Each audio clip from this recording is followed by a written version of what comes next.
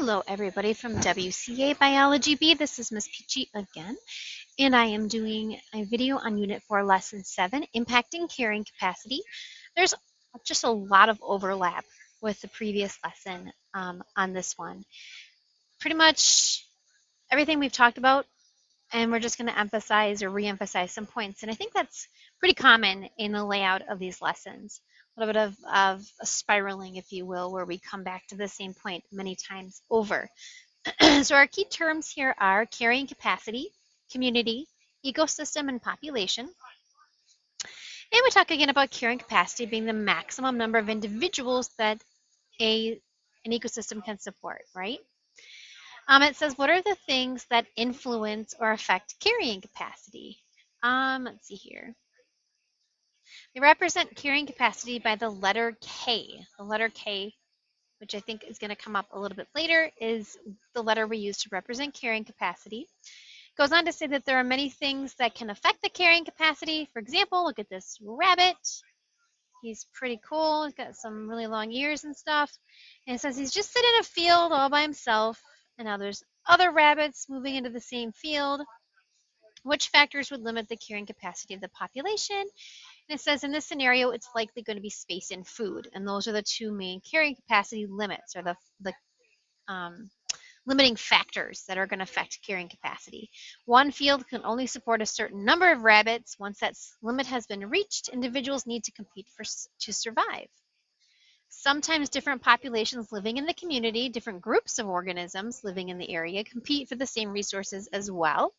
We talked about this during the last lesson. This type of competition can also limit how large a population can get and how many individuals the ecosystem can support.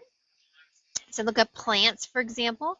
They compete for light and water and nutrients and space. And if you've ever walked into a forest or something, you can see that you can only have so many plants growing in the same area because there won't be enough light, or there won't be enough space or water or nutrients for those plants to survive. Let's see here. Moving on to the next slide.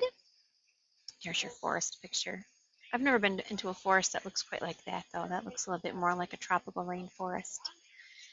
It also talks about how different species can kind of affect each other. For example, we have it placed two different species into a flask of water to determine how their interactions would limit their population growth.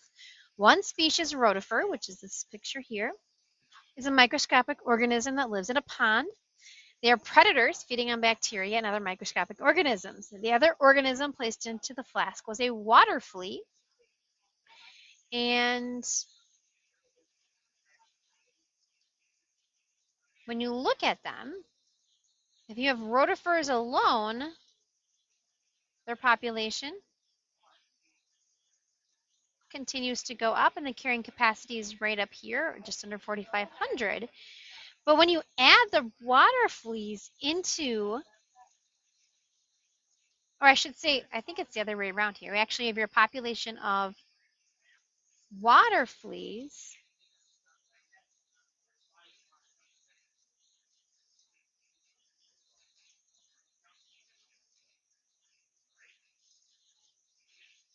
Oh, I'm sorry. That's why I was a little confused reading this. So the rotifers alone are just the X's. Rotifers living with water fleas are the red dots. So if you added water fleas, they still continue to grow fine at first, but after a certain size, the rotifer population dramatically decreased because they were out competing, or the water fleas essentially outcompeted the rotifers in this case. This is a great example of that competitive exclusion principle that I talked about in the previous lesson. They're competing for the same resources, and only one of them is going to survive because they occupy the same biological niche.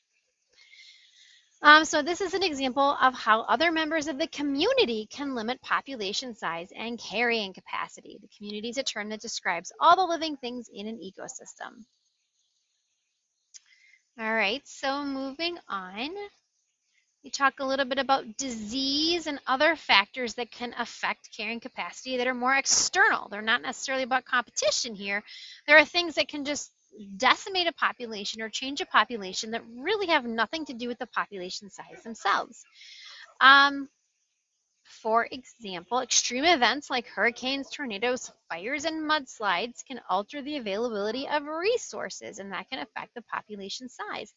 However, generally, changes to the physical environment like this eventually they rebound back to previous carrying capacities once the environment itself is able to rebound back to its original condition.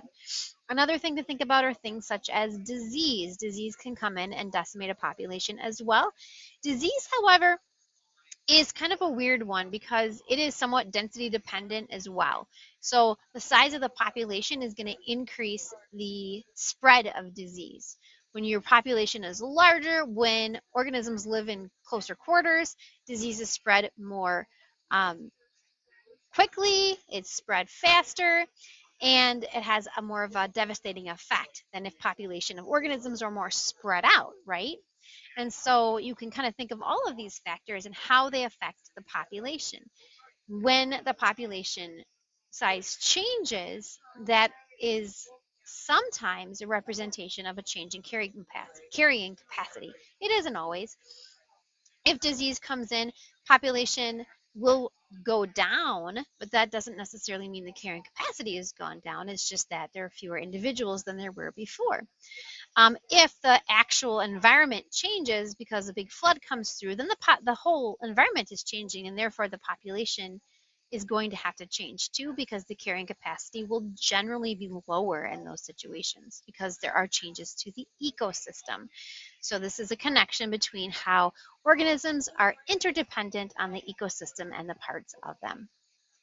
That's it. Like I said, guys, this is pretty much a review of some of the stuff we did in the previous couple of lessons. So hopefully that helped, and let me know if you have questions. Otherwise, I will see you all in the next one.